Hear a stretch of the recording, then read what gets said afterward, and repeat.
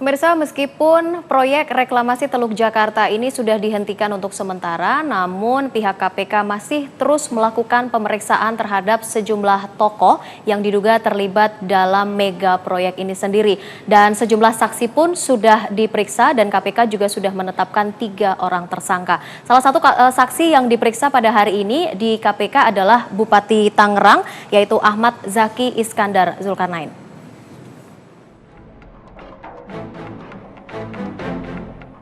Satu persatu anggota DPRD DKI Jakarta dan pihak pengembang menjadi tamu penyidik Komisi Pemberantasan Korupsi. Siang tadi bahkan KPK meminta keterangan dari Bupati Tangerang Ahmad Zaki Iskandar Zulkarnain atas kasus reklamasi ini. Diketahui proyek reklamasi di pantai utara Jakarta disebut juga berhubungan erat dengan wilayah Tangerang. Hingga pertengahan April ini KPK telah menetapkan 3 orang tersangka. Ketiganya ialah Wakil Ketua Partai Gerindra sekaligus Ketua Komisi D DPRD DKI Jakarta, Muhammad Sanusi, Presiden Direktur Agung Podomoro Land Arisman Wijaya, Personal Asisten PT APL Trinanda Prihantoro, dan Muhammad Sanusi.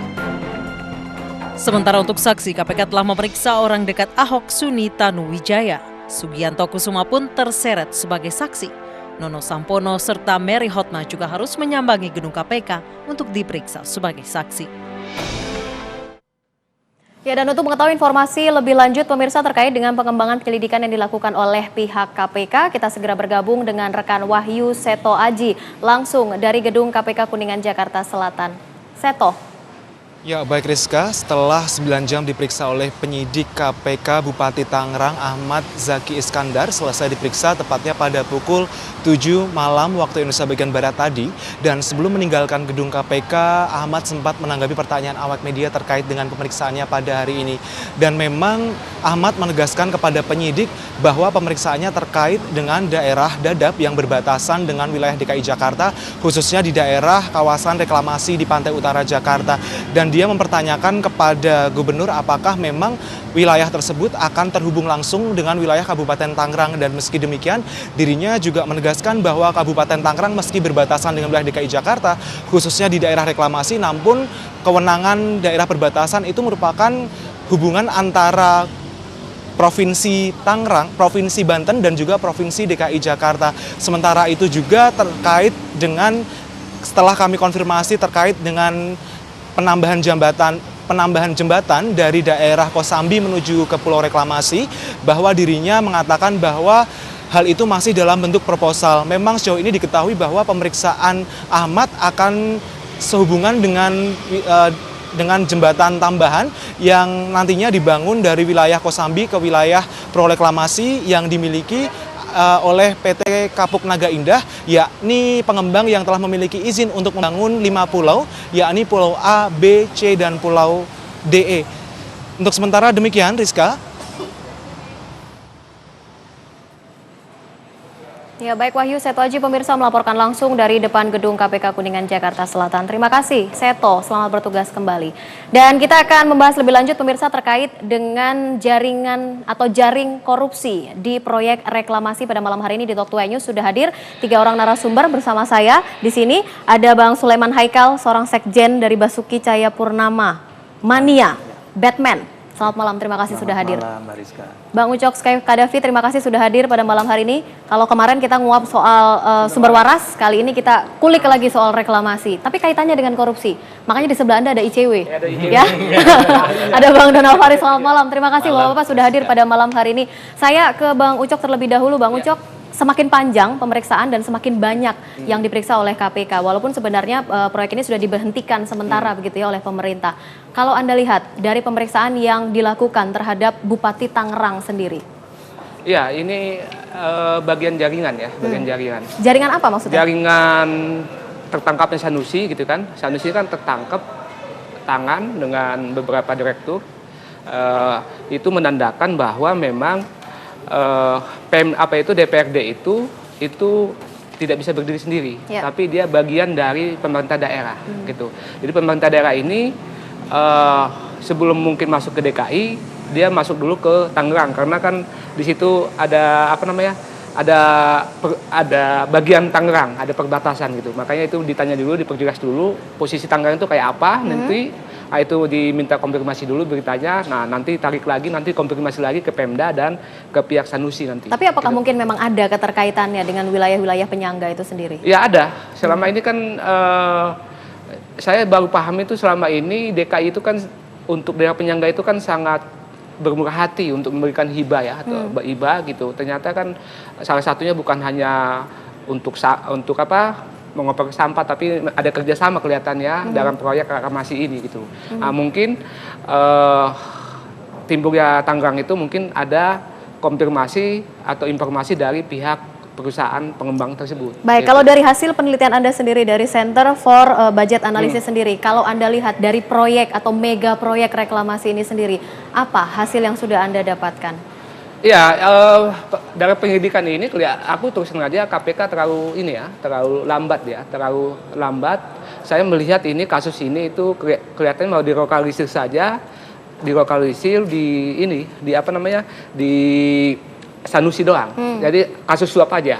Jadi kelihatan ini tidak akan berkembang kepada Balai Kota. Jadi menurut gitu. Anda ini hanya berputar di wilayah anggota dewan saja, Anggota dewan, dari legislatifnya saja. Mungkin nanti ada tersangka anggota dewan lagi, kayak gitu loh. Padahal ini sebetulnya jadi hanya seputar anggota dewan aja. Karena merasa anggota dewan yang disuap, begitu? Iya, anggota dewan. Mungkin di situ aja berputarannya. Padahal ini kasus ini bisa dikembangkan. Itu saya katakan tadi, bahwa pengembang kalau ingin menggolkan perda itu tidak bisa hanya DPRD.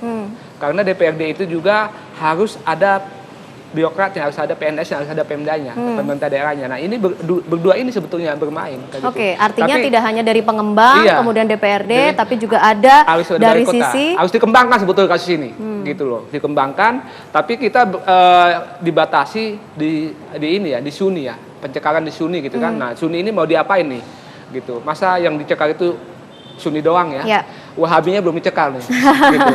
Jadi harusnya dari sini nanti kelihatan nanti pengembangan kasus ini kayak gitu. Oke, saya ke Bang Donald terlebih dahulu. Kalau Anda lihat, apakah memang Anda juga sepakat ini hanya seputar anggota dewan saja? Harusnya ini bisa meluas atau melebar ke wilayah eksekutif, yaitu adalah mungkin dari Pemkot sendiri. Kalau pemeriksaan hari ini terhadap Bupati Tangerang, saya justru membaca KPK mencoba untuk mengembangkan kasus ini pada dimensi yang lebih luas. Kasus pemanggilan Bupati Tangerang pasti tidak akan terkait langsung dengan Sanusi.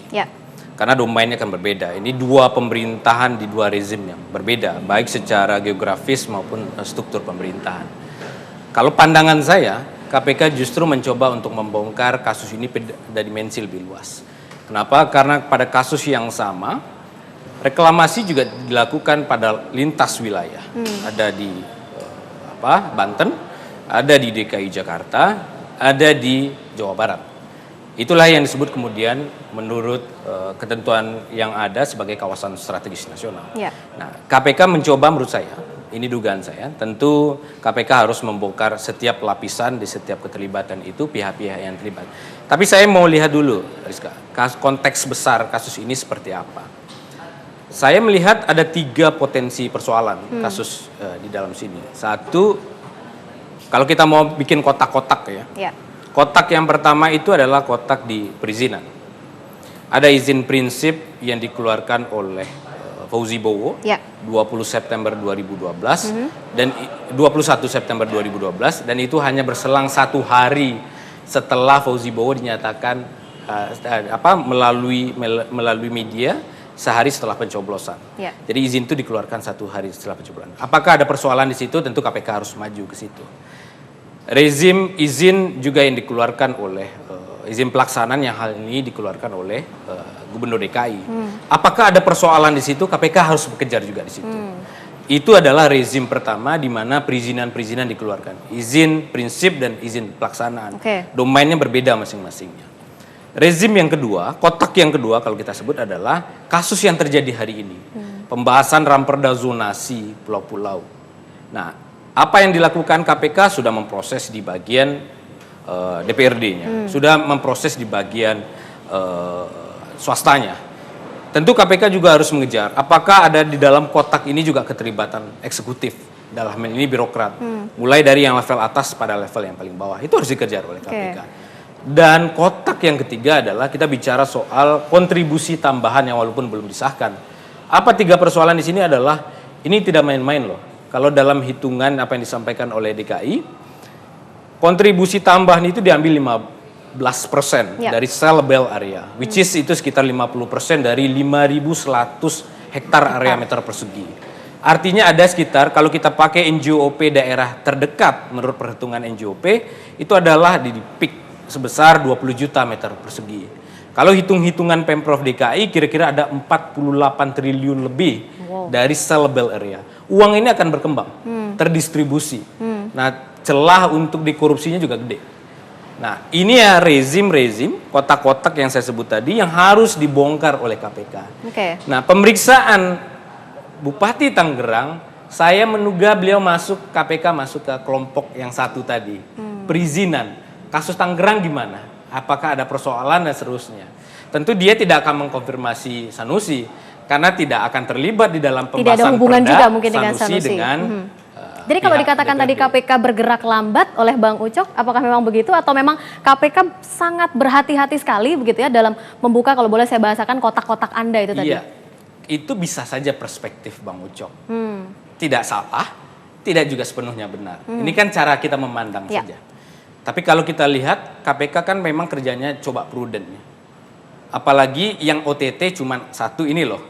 Kecuali kalau OTT-nya ada beberapa orang, satu DPRD-nya sudah diproses, di kasus yang sama ada juga bukti aliran uang ke eksekutif. Tapi kalau juga itu belum diproses, berarti KPK salah. Ini kan proses yang mau dibongkar.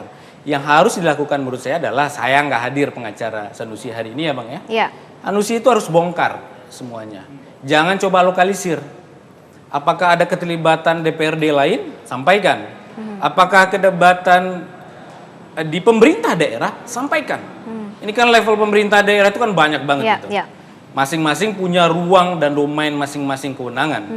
Apakah ada eksekutif terlibat? Bongkar. Apakah ada swasta situ? Bongkar. Jadi jangan coba lokalisir. Karena saya begini, saya baca di media, waktu itu pengacaranya, kalau saya tidak salah, mudah-mudahan tidak keliru, pengacaranya bilang bahwa ada pertemuan antara pimpinan daerah DPRD DKI dengan Aguan di rumah yang bersangkutan. Tapi kemudian coba diklarifikasi. Maksud tujuan pertemuan itu coba. Padahal pertemuan itu petunjuk loh sebenarnya. Baik. Saya potong terlebih dahulu.